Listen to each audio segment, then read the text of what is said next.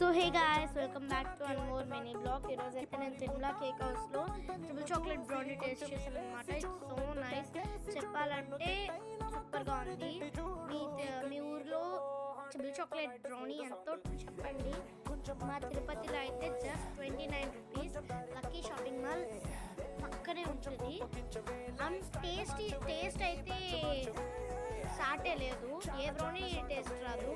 And customized cake and మీకు ఏం cup cakes, so much of list ఉంది. చెప్తే స్వీట్స్ పెళ్ళికి ఇస్తారు, అంటే ఇవ్వడము, అంటే ఆర్డర్ తీసుకుంటారు.